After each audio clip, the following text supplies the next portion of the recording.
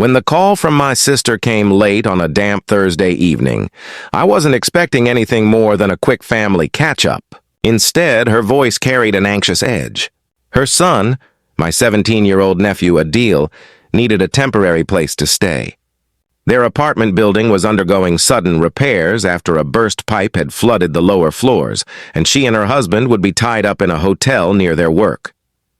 Could Adil spend a week at my house so he wouldn't miss school? I didn't hesitate.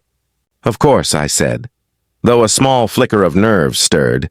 I hadn't hosted anyone for more than a night since my divorce, and the house had settled into a quiet rhythm that was purely my own. Still, the thought of reconnecting with Adil, once the little boy who used to chase pigeons in my yard, brought a warmth I hadn't felt in months. The next morning, I bustled about preparing the spare room, pulling fresh sheets from the linen closet and airing out the space that had long been a catch-all for books and forgotten projects. I added a small lamp, stocked the mini shelf with a few novels I thought a teenager might enjoy, and placed a bowl of fruit on the desk, half amused at my sudden urge to play the perfect host. When Adil arrived that afternoon, tall and lanky with a duffel bag slung over one shoulder, I was struck by how much he'd changed. Gone was the gap-toothed grin of the child I remembered. In its place was a quieter, more guarded expression. "Thanks for letting me crash here, Auntie," he said, giving a brief but sincere hug. His voice had deepened, and I caught a faint trace of exhaustion in it. I tried to make the evening welcoming. We shared a simple dinner, grilled chicken, salad, and the chocolate pudding he used to love. He smiled at the dessert, a flash of the boy I knew, and for a while conversation flowed easily. School projects, his new interest in photography, the upcoming football season. Yet between his stories, I sensed pauses that seemed heavier than casual teenage awkwardness. Later, as I washed dishes, I watched him through the kitchen window. He stood on the back porch scrolling through his phone, shoulders slightly hunched against the cool night air. His brow furrowed as he read a message, thumb hovering before he typed a quick reply. Something about his posture, half wary, half resigned, caught my attention. I shook off the unease. After all, teenagers lived on their phones. A furrowed brow hardly meant disaster. Still, a thought settled quietly in the back of my mind. Perhaps this visit would be more than just a routine family favor. The first few days of Adil's stay unfolded with an easy rhythm, almost like we'd both slipped into an unspoken agreement to make the house feel like neutral ground. I woke early to brew coffee and pack him a light breakfast before school. He returned each afternoon with a polite greeting, dropping his backpack by the door and disappearing to the spare room for a few minutes before re-emerging for dinner. We weren't an exuberant pair, but there was a quiet companionship in our shared meals and small talk that felt unexpectedly comforting. By the second evening, I noticed how naturally our schedules aligned. We prepared dinner side by side, chopping vegetables and comparing notes on favorite spices. He was thoughtful, always clearing his plate, even volunteering to do the dishes. In those small domestic moments, it almost felt like I'd been given a glimpse of the adult he was becoming. Considerate, capable, a little reserved. I found myself proud of him, though I couldn't quite place why a trace of worry threaded through that pride. Yet subtle signs hinted that something heavier pressed on him. His phone, for one, might as well have been an extension of his hand. Even while stirring the pot of lentils or setting the table, he kept it within reach. Every few minutes the screen lit up with a soft buzz, and each time he glanced at it, a flicker of unease crossed his face. Too quick to name, but unmistakable. When I teased him gently about living half in the digital world, he gave a tight smile and changed the subject to photography, asking if he could take pictures of my garden the next morning. His eyes told another story. They were alert but tired, with faint shadows beneath them that I doubted came only from schoolwork. Sometimes, while he listened to me describe a new recipe or recount a work anecdote, his gaze would drift for a heartbeat, as though he was mentally checking a distant horizon for approaching trouble. When I asked about school, he gave the sort of careful answers that reveal nothing. "It's fine. Classes are okay. Friends are good." Each statement felt like a door politely closed. On Wednesday night, as rain tapped against the windows, we settled into the living room to watch an old mystery film. Halfway through, a sharp knock rattled the front door. Adil stiffened beside me, eyes darting toward the sound. It turned out to be a courier dropping a neighbor's package at the wrong address, but the tension lingered in the room long after I'd set the box aside. When I asked if he was expecting anyone, he shook his head quickly and forced a small laugh. "Just jumpy, I guess." These were small things: tired eyes, a quickened heartbeat at a stranger's knock, messages that arrived too frequently and never left him smiling. Still, they began to thread together in my mind like a quiet melody of warning. I told myself it was nothing. Teenagers are private. They keep their worlds hidden. But as I cleared away the popcorn bowls and turned out the lights, a low instinct whispered that Adil's visit carried more weight than either of us had admitted. By Thursday evening, a subtle tension pulsed through the house, as if the quiet walls themselves sensed something unspoken. Adil had returned from school later than usual, offering only a vague explanation about a group project. His voice was calm, but the way he avoided my eyes betrayed a different story. I wanted to press for details, yet I worried about pushing too hard and making him retreat further. That night, while I folded laundry in the hallway, I heard a low murmur from the spare room. At first I thought he was playing a game online, but the tone, sharp, almost pleading, made me pause. I stepped closer, careful not to creak the floorboards. "Please, I just need a little more time," Adil said, his voice barely above a whisper. Then silence, followed by the rustle of a zipper and the muffled buzz of his phone.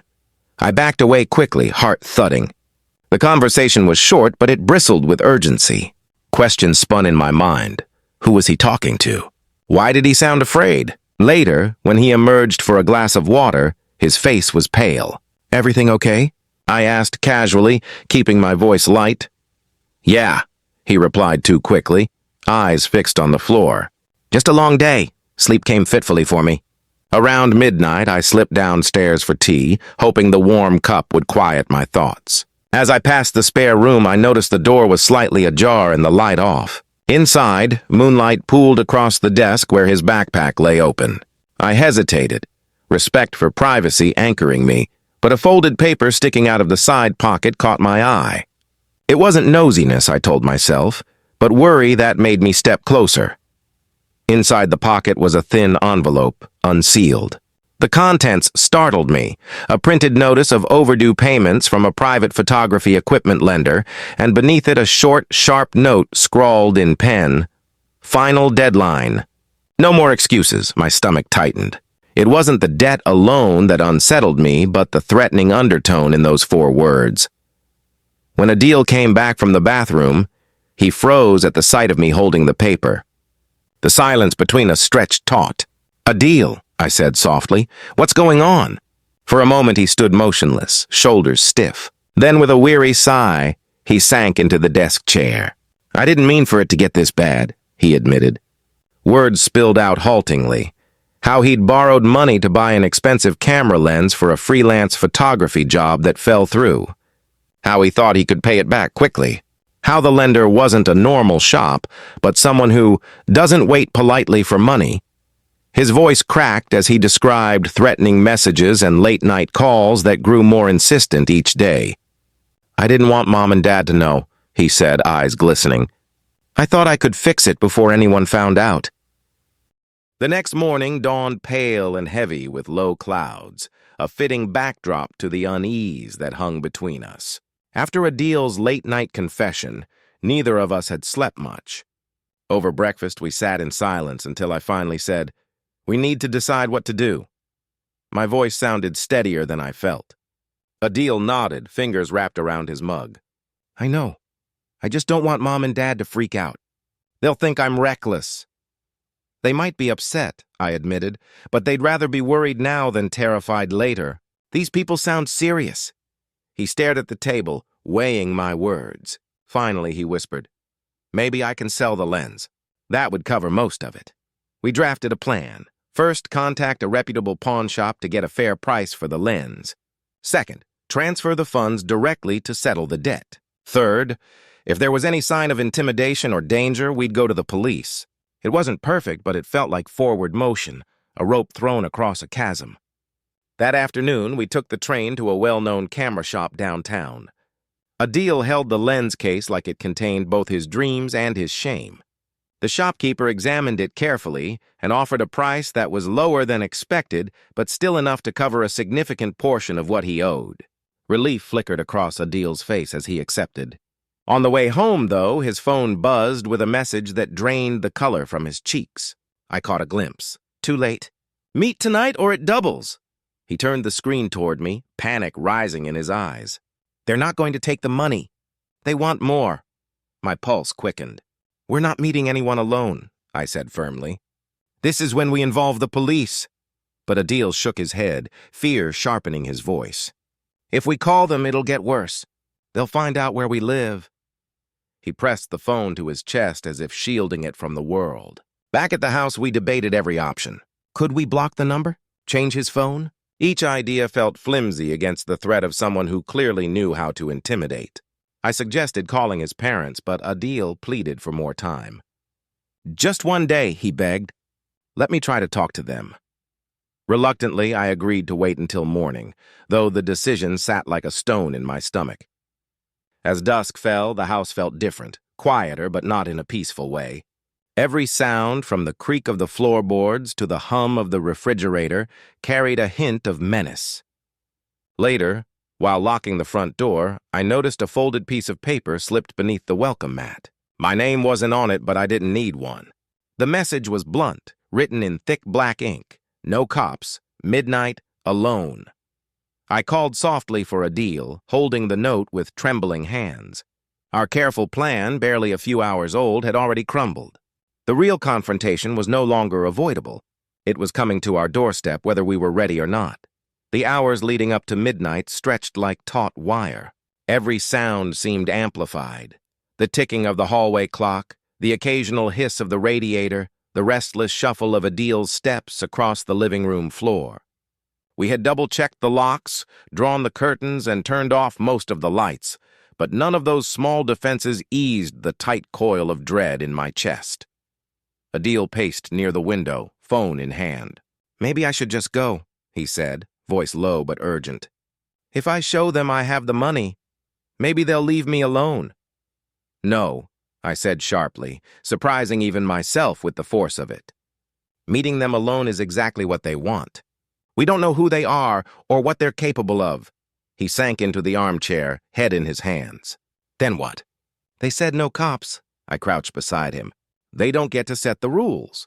We stay together, and if anyone tries to come inside, I'm calling the police immediately. You're not facing this alone, do you understand? He looked up, eyes glassy with fear and exhaustion. After a long pause, he nodded. As the minutes crawled past midnight, the silence outside grew unnerving. I kept listening for footsteps or a car engine, but the neighborhood remained still.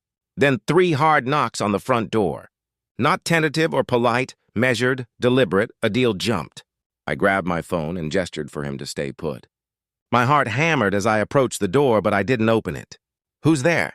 I called, forcing steadiness into my voice. No answer. Another knock, louder this time.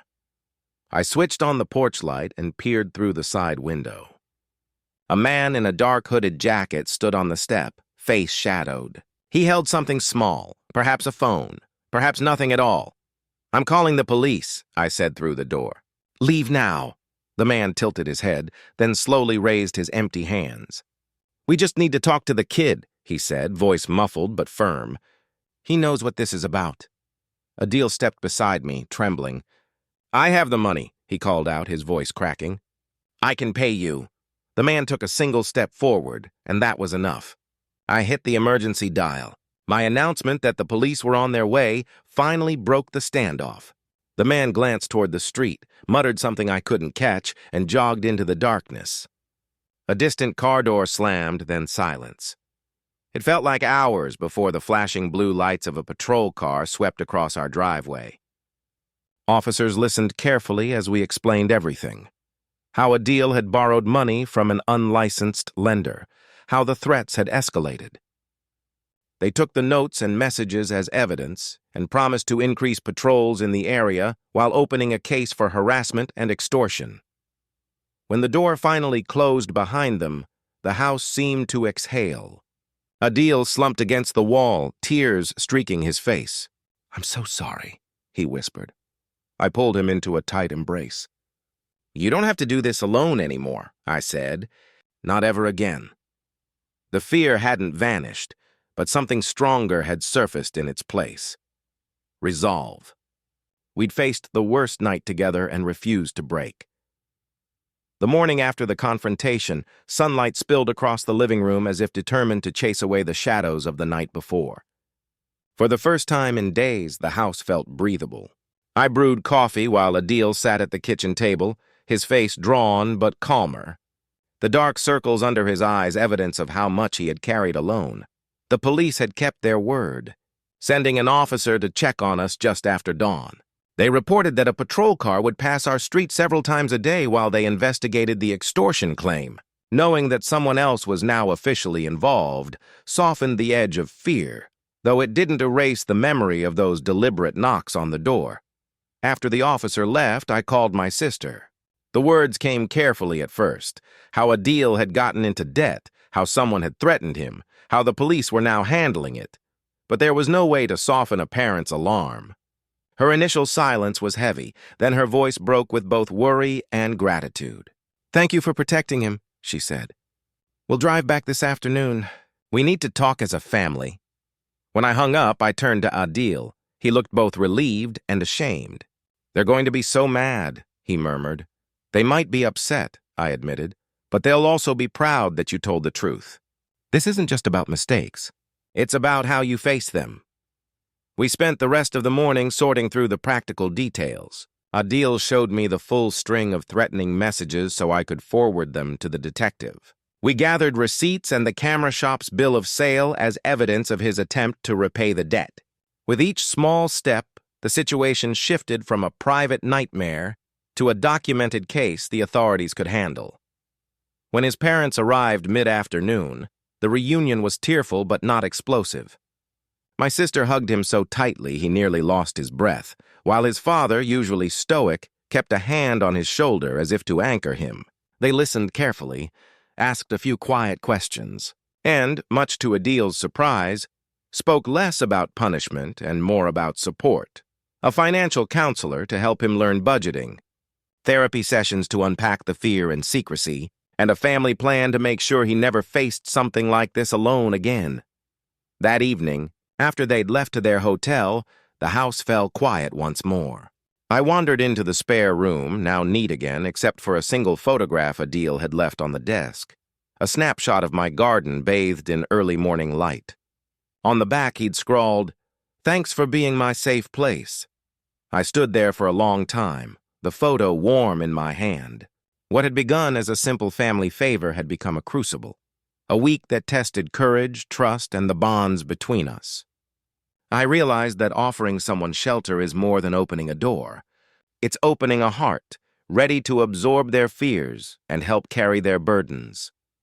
As night settled peacefully outside, I felt a quiet certainty. The danger had passed, but something more enduring remained. A deeper connection, a shared resilience. Inviting my nephew to stay over had changed us both, leaving a lasting proof that even in unexpected storms, family can be the strongest refuge of all.